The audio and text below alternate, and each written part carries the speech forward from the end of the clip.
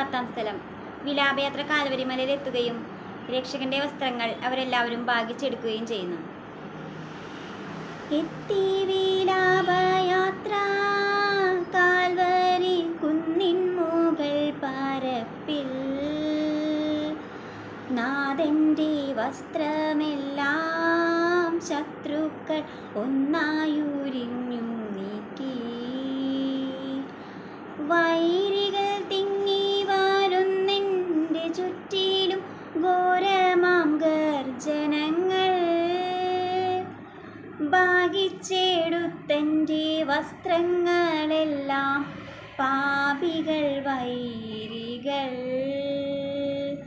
നാദാവിശുദ്ധിതൻ തൂവെള്ള വസ്ത്രങ്ങൾ കനിവാർന്നു ചാർത്തേണമെന്നേ.